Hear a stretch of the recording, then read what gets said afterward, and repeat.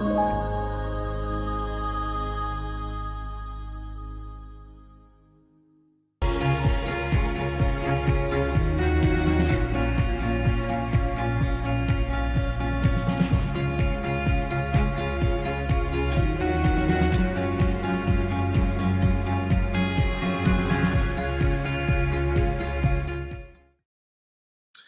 what's going on? Welcome to another episode of Financial Freedom. I am your host and accompaniment on this journey, Derek Brown.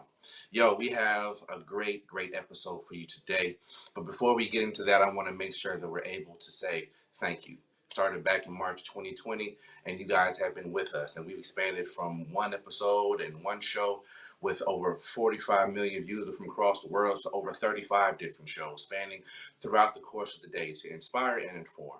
So thank you so much for that. If you can, please be so kind. Follow us on social media at the handle at The Hope TV. That's all caps, one word, at The Hope TV. Today, we have a great individual who's going to be joining us, my sister and a personal friend of mine, Christina Wilson. She's a devoted Christian mother, entrepreneur. She has 14 years in finance. She's the current CFO for the House of Hope Atlanta. She's also, she has her bachelor's in finance from Cleveland State University. She also has a master's in accounting from Georgia State University. She's a very wise woman. She's also with us online. Her Instagram page is I'm Fit for a Purpose, at I'm Fit for a Purpose. She does fitness and she is good at what she does. Please welcome Christina Wilson. Hello. Thank you for coming. I know time is precious, so I appreciate you being here. Thank you so much for having me. I'm excited about today's episode, what we have in store. Yo, I really appreciate that. Okay, so let's hop right in. You do a couple different things. You've been a busy woman. So let us know what you're doing. We know you're CFO for the House of Hope Atlanta. Other than that, I know you have another business as well. Tell us a little bit about that. Yes, so I own my own dance and fitness studio in Morrow, Georgia. It's called Fit for a Purpose. I used to teach fitness classes at LA Fitness, and once I saw what I was building there and what I was doing, I just figured that I could do this on my own. And I saw how much it was helping the women that were coming, how they were getting fit, not only physically, but even mentally, it was helping them. And then I got more onto the spiritual side with them because they started, just telling me about what they were going through and how coming to dance and work out was helping them. So it kind of started helping them overall. And that's something Right. that I'm really passionate about. So I was just like, well, let me see how my own studio will work. And I opened one 3 years ago, and it's actually going very well. I'm very proud of what we're doing. So where's your studio located? It is located in Morrow, Georgia. So the address is 6329 Jonesboro Road. Again, it's in Morrow, Georgia, right off of 75, I-75, right across the street from Morrow City Hall in a shopping Oh, plaza. okay. Yeah. So you started doing this. Was this on a whim, or was this kind of like was this really something that you really felt inspired to do? Was it something that you just loved? I've heard a lot of people say to me, "Make it so that you have a life you don't have to escape from." Right. Um, Actually, it's so funny because I just started taking Zumba as a form to lose weight because I was at my heaviest 250. So I just started taking Zumba just to lose weight. And then as I was taking it, I'm like, I really like to dance, but I had no rhythm. That's the thing. Oh, now And rhythm. That's so, right. And so as I continued taking the classes, I was like, I wonder if I can teach this. And so I went and did the Zumba certification. And then I applied to LA Fitness like the next week after I finished. And they right. hired me. And I was just like, oh, okay.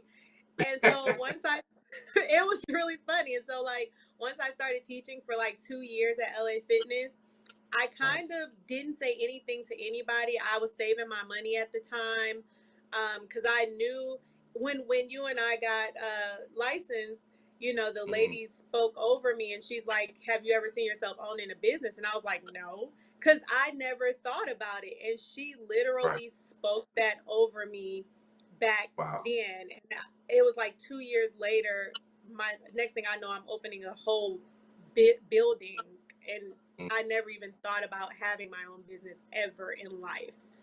So you So went from, it's a, just, just so I'm clear, you went from taking classes to lose weight, getting certified in the class, being a teacher at LA Fitness, and then having your own building, right. which sounds bigger than you ever expected to do in the first place. It definitely is. Like I said, I saw it as something part time that I do on the side Mm-hmm. just because, and it was helping Right. me stay fit. So I'm like, okay, but yeah, it's crazy. It just kind of everything kind of fell in place. God just aligned everything literally. I didn't have to do well. I had to do the work, of course, but I didn't have to Right. force anything. Everything just fell right into place. So, in looking at feeling like God led you to do these things and moving forward, what was it like for you? What was your prayer life like? Because part of the focus of this episode is to talk about finances God's way, right? So, not only do you work in the church as well as of course, the church being a place of worship and reverence and those things, but also you have a business, being a staunch Christian, being a mother, being a wife, being your own person, just as Christina Wilson, and your own dreams and passions. What was it like for you as far as your prayer life, as far as looking at your children leaving a legacy when it comes to this topic of the show is financial freedom? So I guess I'm just asking, how did your spiritual life intersect with your prayer life when it came to launching this launching out on this kind of faith, which it is. It went from part-time losing weight to full-time. This is part of my profession now. Yeah, literally everything I did, I prayed first. Everything that I do, I talk to God first because, like Pastor says, we can always have good ideas, but they're not always God inspired ideas. So I don't want anything to just come from me. I want everything that I'm doing to be aligned with my purpose, to be aligned with Right. my destiny, to be aligned with where God wants me to be, not where I want myself to be. So literally, like I said, everything God put everything in place for me. Like I had a realtor who was looking for buildings for us, and none of the buildings that he presented were the buildings. So I just happened to drive by this place on Morrow, and it looked like a larger Oh, wow. space. So I went and looked in the window, and Mhm. I called the number myself, and I set the whole thing up. Literally, the broker that I had, he just got Yeah. his portion just because I literally did all of that portion of it. But we Oh, walked the wow. space, and I was just like, oh, this is perfect. And so I prayed about it. I'm like, Lord, Right. this space that they're giving us is a larger amount of space for the same amount of money that other people Oh, are asking for. oh, I love that. So That's wonderful. next thing I knew, bam, here's the lease. And it was not only was it the lease, but it was negotiated in there, things that we needed. So it wasn't just like, no, you have to take it as is and all this. It was just, the person was willing to work with us. And like I said, Mhm. it literally, because I didn't know anything about opening a business. You know what I mean? Like nothing that I've done has been because I know how to do it because I've never owned a business. I can run a Look, business hold on a financially. second. Hold on one second. I go back and repeat that one good time because you got a lot of people, including myself, who have had ideas, and I'm just like, but I don't know how to do this. I don't know what I'm doing. I don't. And I've heard the phrase before, yo, if you love something, be willing to do it badly first, but just go do it. You are a walking, talking example of that, in the sense that it's like, hey, I didn't know, I just went and I did it. That's incredible because we hear that a lot, but we don't always see the beginnings of it. So why though? Like, so here's my question, right? Because this is my thing. If I'm scared and I'm nervous, which I normally am when it comes to huge things, especially outside of what I thought I was going to be doing in the first place, like you, what encouraged you to stay in that space? Because you could have walked in there and been like, "Oh, this is big. I don't know what they're gonna do. I don't know how it's gonna work." What encouraged you to stay in that space to keep pursuing, knowing that, like you said, this is a first for you? You didn't know what you were getting into. Essentially, you could have backed out, listened to your anxiety, your fear. Why stay? Yeah, I mean, it's kind of like, Abraham. God tells him, take everything and leave and start over. And so for me, I have a motto, that I got from Joyce Meyer where she says, do it afraid. And I'm like, I'm going to do it afraid. If God is telling me to pick up my stuff and go to this business because there's people connected here that you need, your purpose aligns with them, what you have is what they need in their life, then Got you. either I'm going to listen to him and go do it and stay in my purpose and in where he wants me to be, or I'm not Right. going to listen to him, and who knows what's going to happen. Right. We all have had times where we didn't listen to God and we like, man, I should have listened. And I don't want to experience that anymore. I've done that way too many times in my life. So, like I said, it's kind of just a do it afraid thing.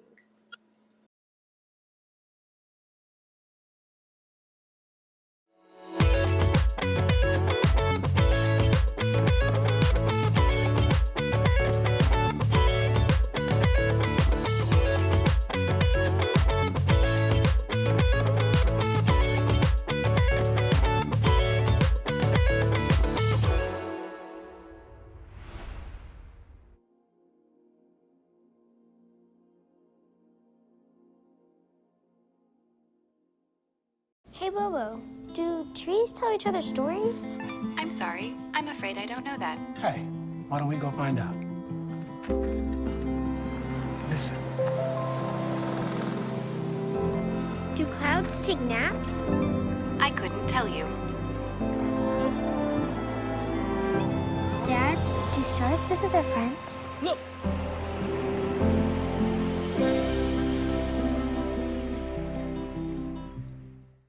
The decisions that you make have to make sense toward the end goal. You have to be okay talking about yourself, selling yourself, being your brand, to expose what the gift is that God has put in you so that other people know about it. I knew that it was something that I wanted to offer to people who were also dreaming or trying to be entrepreneurs and things of that sort, who just didn't know how to get started. So let me ask, because you're operating in two different modes, because you have your CFO side over here, right, and you're maintaining that, and then you have your fitness business over here, and you're maintaining that. Let me ask you this: what's the key skill that you use daily to kind of keep both of these going? Because it doesn't seem like either one of them is going to be stopping anytime soon. Right. So a lot of prayer, of course, because Right. it's a lot. People ask me all the time, how are you doing everything that you're doing? Because I do work at the House of Right. Hope Atlanta full time. So I work Right. 9 to 5 here. I have 2 children. And then after Right. I leave here, and of course my kids are virtual learning, so my kids are with Right. me while I'm working. And then I leave here, I go to the studio, open it up, do the classes there. Of course, I have instructors, but I'm there every single day that we have classes. Then I have to clean up after because we are in COVID and we want to keep people safe. So that involves staying after to clean the studio, Right. making sure I go home so that my kids can have dinner to eat, putting them in the bed. It's a nonstop all the Right. time. You move it all day long. Right. So the main thing that I do is pray. And then the second thing that I do is I make sure that I'm well prepared each day. Like I make sure that I do things like meal prep so I don't have to stop and spend a lot of time cooking. That's something I do. That people don't think about that helps their life, but it does because I manage my time very well. God gives us, the things to manage our treasure, our time, our tempo, all of those. So I manage my time very well with Okay. that.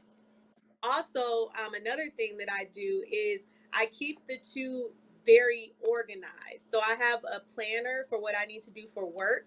It lists every single thing that I have to get accomplished at work. And then I have a planner for the studio so that I know everything that I have to accomplish there.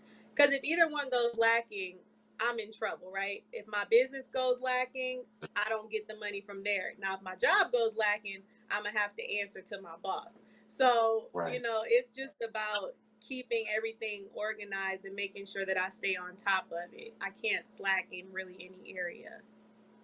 So time management is what you said, right? Mm-hmm. Planning, Hmm. and both of those lead to organization. Right. Got you, got you. Those Because are it those just are my biggest things. Other people may have, got you. other ways that they operate, but that's what's helped me. Yeah. Well, you the woman of the hour, so it's about you right now. Um, so, but no, those are actually just good. Time management, planning, and that leads to organization. It also sounds like you have a good routine you stick with daily. Is that true? Yes, yes. I definitely have a routine every single day. Like my routine really doesn't break, if you will, because if something, well, of course, I'm open to shifting if need be, but if Right. something comes in, it's going to alter everything that I have going on because everything is on its own schedule. But like I said, if God interrupts, then that's him interrupting. But if it's things that I can control, I try to put those on a schedule as well. Mm, okay. Okay. So it sounds like you're doing a lot of leadership in a lot of large and small ways that honestly for a lot of especially young women like yourself may get looked over. Like you're leading in the household, you're leading with the kids, you're leading at work, you're leading at your job, you're leading yourself, which sounds critical in what you're doing. Like you said, if one slacks, the other one's gonna may slack. If they both slack, then you got a problem all the way around. So that's a lot of traits that I think people may not see, but it's definitely leadership skills there that you're exercising in a major way. Let me ask you this. When it comes to your top priorities at work, do you find, let me re-ask that question. When it comes to the principles you exercise at work and at home and at your business, are they pretty much the same? Are those, because it sounds like you're exercising a lot of biblical principles here too. Are there any in particular that you use to kind of keep you centered when you do feel yourself kind of floating off key?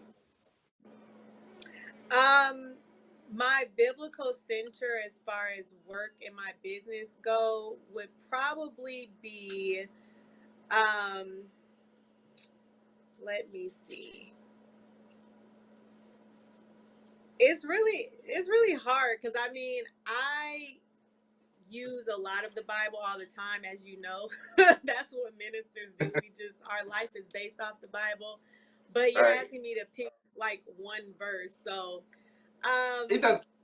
It doesn't have to be one verse. It can just be okay. something that you feel is biblically inspired. Like there are phrases for me that I know Mhm. encapsulate verses, but they're not verses, right? Right. Like there's a verse that says, Paul says, do everything as if you do it unto Christ. Put forth your best effort, make sure. But for me, that just basically says, be intentional, be well planned, do it on purpose, and do it well. So I may never quote the verse, but the phrase or whatnot kind of keeps it in my brain around somewhere. Are there any principles in general that you use to kind of keep you centered if you feel like you're drifting off? Yeah, I guess the principle of sowing and reaping would be my biggest one because that's the one that as I keep thinking about it even now, that's what Mm, comes to mind because that's what I'm doing every day is yeah. I'm planting seeds and I'm just hoping that it leads to a harvest. So even if no matter what the seed is that I plant, I try to remember that you don't always reap where you Mm, sow, but you right. will reap what you sow. So it's like even if I plant the seed in this person, they might not be the one to return that back to me, but I might look over here and God's like, nope, here's your harvest right here of what you've sown in that person. So it's like doing that consistently and just remembering not to give up, not to grow weary in my well doing, because in the Mhm. time that I'm supposed to get it, God's going to give me what He has for me for doing what He's called me to do. So that would be like my overall principle that I stick to and I try to stick to because it does get hard when you're Right. going every single day to just Right. stay consistent because consistency is the key. Anything you Right. do, it has to be consistent. So staying Okay. consistent is hard when you don't see the benefits of it in the actual flesh, but you have to see Mhm. it spiritually. You have to literally walk by faith to see some of the things that you do in the business world. Got you. So is it Ephesians that says basically uh, everything will have its time? It's about making sure that when the opportunity comes, you're ready to go. That opportunity meets preparation, that equals destiny. So I think you're speaking a lot of a good truth right there. Um, since you've begun this journey, we talked about the idea of doing it scared, right? Doing it without knowing what's happening. Now, if you had to look back and talk to your younger self that was getting ready to do it scared, what would you have told yourself about the business, about God, about whatever? What would you have told? What would you have shared with yourself? Right. Well, I'm still young, number one. I'm sorry, I didn't mean your younger self. I mean your previous self, But yeah, your beginning self. right.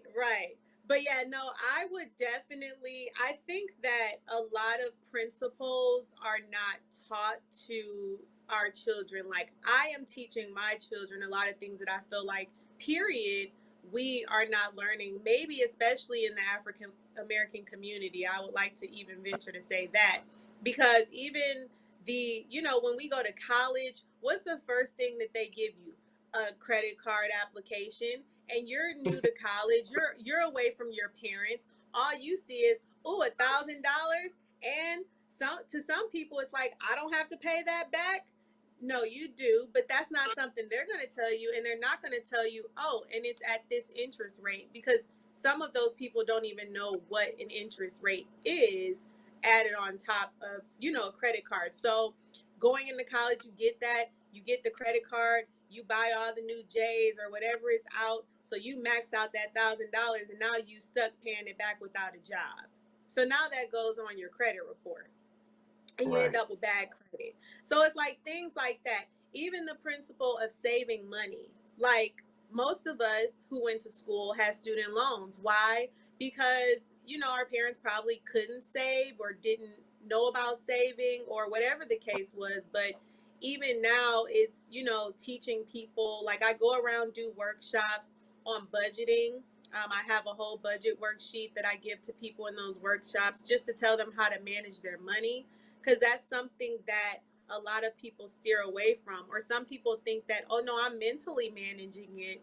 But no, you need to see it on paper, because that 57 cents that you spent at the gas station on gum, that counts. It 57 I, cents. Right. I'm like, 57 cents every single day adds up.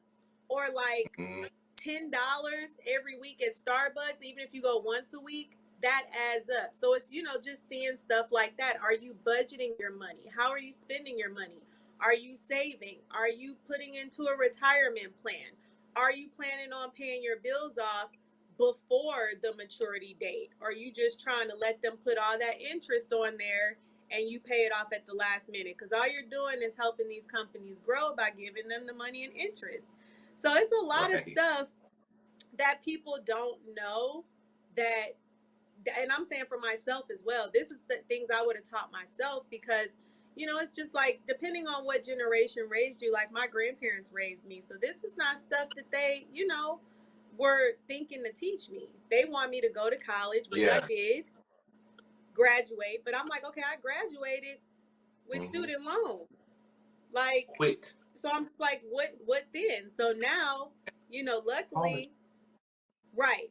Luckily, I know how to speed the process up of getting those paid now that I have a plan and all of that. But it's right. like, that could have been eliminated. You know what I mean? And for people like me who have 3 college degrees, and I'm just like, ain't nobody tell me nothing about these loans until I got them, Right. it gets hard.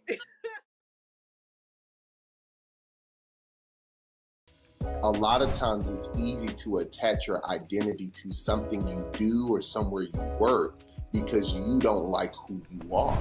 In regards to getting to know who you are, one piece that people have to really be ready to is look at themselves honestly. A lot of times we want to sell ourselves an idea of ourselves rather than who we really are.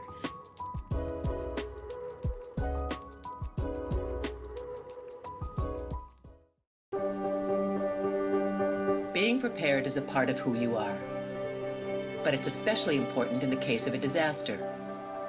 Be informed about possible emergencies in your area. Make a plan that covers where you'll go in an emergency. Build a kit with the things you need to survive. There's no one more capable of planning for your situation than you. Start your plan today. Go to ready.gov/myplan. I work in the #1 cable news network in the #1 market in the nation, and I'm the only full-time African-American woman in my newsroom. Being inspired is really saying that at the end of the day, no matter what's happening in my world or around me, it's bigger than me.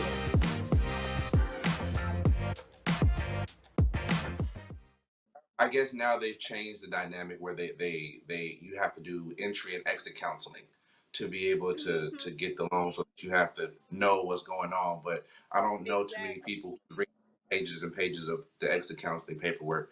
But it's a lot going on. So it's crazy though, because a lot of what you're saying is discussing the idea that you know, whether you're in high school, middle school, college, no one's really teaching you financial truths.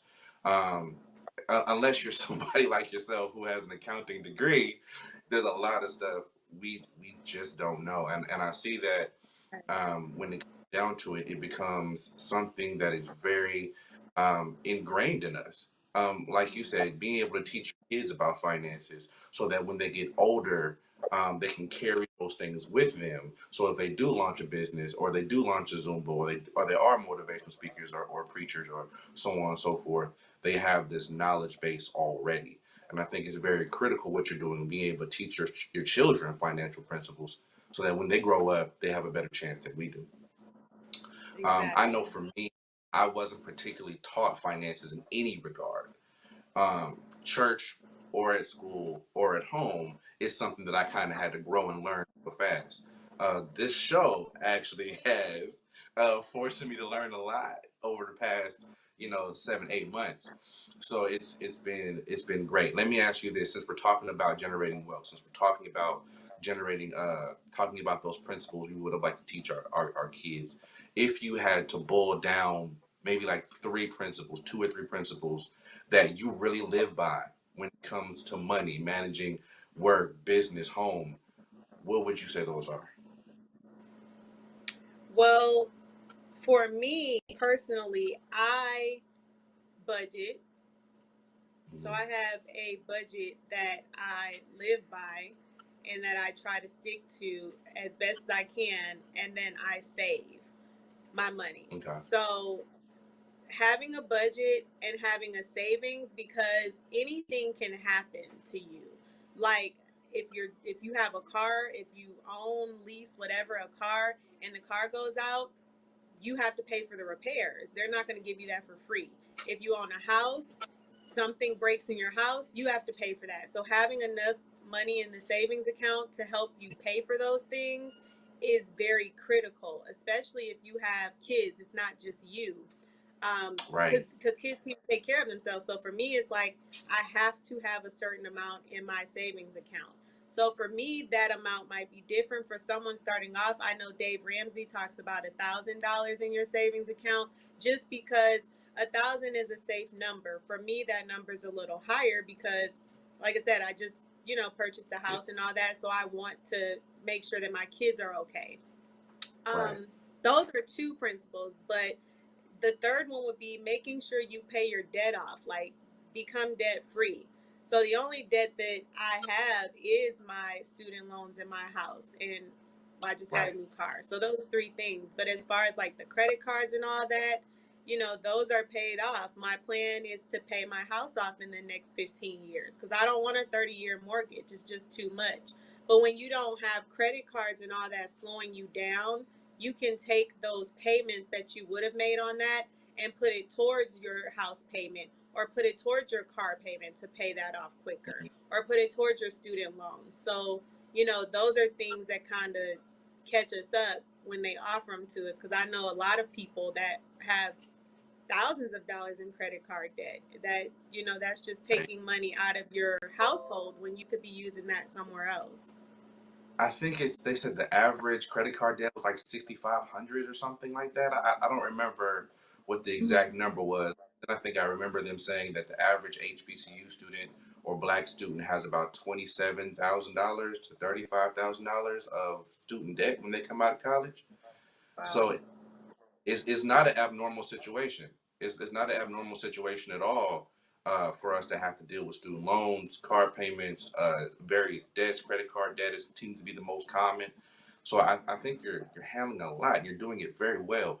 Um, so with that being said, when you began to formulate this plan towards financial freedom, shameless plug, um, was it something that you did on your own, or was it something that you did with the help of a financial advisor? Did you sit down with some people, with your family, with whoever, or was it just Christina saying, "Okay, this is where I want to be. I'm gonna go pray, talk to God about it, and then I'm just gonna go do it"? It was just me and God. I mean, some people do need a financial advisor. I am pretty disciplined myself. Like, once I make my mind up about something, as you You're an can see accountant. with the studio, Sorry. that's what it's going to be. So I'm Duh. just like, okay, I need to get my life together, because I was tired of paying all of my money out to, like, when I looked at what I was doing financially, most of my money was going out to other companies, and it wasn't my utilities. So I'm just like, what is going on? So, Right. for me personally, that was a problem, because there's things that my kids were going to need as they were getting older. I'm like, they're going to need certain things. I can't be giving, American Express, whoever it is, all of this money. Right. So for me, it was just the choice of seeing where I was and where I want to be, and making a decision to do what I need to do to get there. So me personally, I followed Dave Ramsey's steps, and that helped me pay off my credit card bills faster. That's what's making me bring my student loans down. Like, for me personally, that's what I do. Other people, like you said, they might need a financial advisor, or his method might not work for them, so they might have to find something that does. How much did patience play a role in wealth creation for you? It definitely plays a role, because no matter how much you try, you can only pay off as much money as you have, right? So you can owe 5,000, but if you only have $50 a month to put towards it, that's all you can Right. put towards it. So patience is definitely the key in trying to eliminate debt and save, because you can only save and eliminate as much money as you have. So you kind of have a cap there, even though the point is to not have a cap on your finances. If you Right. do have a job that pays you a salary, or a business that pays you a certain amount, you have a cap automatically, because your company's only bringing in so much, or you're only getting paid so much. So you Right. have to know what it is you can expense out, and give yourself time to get there. Like, map it out. Say, okay, by next April, this will be paid off, and then work towards that. And as you're paying it off, don't feel bad about, rewarding yourself. And that don't mean going out and buying a Rolex. That means, a little reward for yourself. That's, something. Maybe you want to take yourself out to dinner or something. So, okay, if I get to this amount in savings, I will pull this much from wherever, maybe you have extra in your savings account, and I'll take myself out to a restaurant, something like that. But it does require patience, and it does require discipline, because while you're paying off stuff, while you're trying to save, you can't keep buying expensive, extravagant things that you really can't afford. And by can't afford, right. Sorry, go ahead. And by can't afford, I'm not talking about you can't give them the card to pay for it. Can you pay for it in cash and not feel it anywhere else? Like, if I go to the Louis Vuitton store, can I give them $250 to $500 and not feel it anywhere else in my finances? Like, that's money Right. I can just give them. So if you can't really afford it, we really shouldn't be doing it. And that's what I tell myself. I'm not on here saying stuff that I don't tell my own self, because I might see a cute necklace or ring, but I'm like, Christina, if you can't afford that, then you need to keep walking. So there is a thing. So discretionary income, that you just spend at your discretion, is important in this journey. You should have income that you could just spend on yourself and just frivolously if you want to? Well, I'm saying you shouldn't have that if you are trying to save and get out of debt. Okay. Now, Okay. you should be able to have like a certain amount set aside every month to do things. Like if you know you like to go out to eat and you can't live without going out to eat, then you might want to set aside $50 to $100 a month to go out to eat, because that's just part of your life that you're not willing to live without. Now, if you took that $50 to $100 and put it towards debt, it would eliminate it faster. But if you're not willing to do that because you want to go out to eat, that again comes with the whole patience thing. It's like it's just going to take you longer to get, to where you're trying to go. Got you. Ms. Wilson, thank you so much for being with us, and thank you for taking the time to come talk to us. I know time is precious again, and you could have been many places doing many things from the sounds of it, other than being with me on this show. So thank you for that, and thank you for your time. Where can we find you online, and where can we come look at your business again and take some classes? Okay. The pleasure was all mine. I just want to say that. And I would like to say that I'm thanking you and Hope TV for having me on. And there's no other place that I would have rather been right now than on the Financial Freedom Show. So thank you so much. I'm on social media. My Instagram is I am fit for a purpose.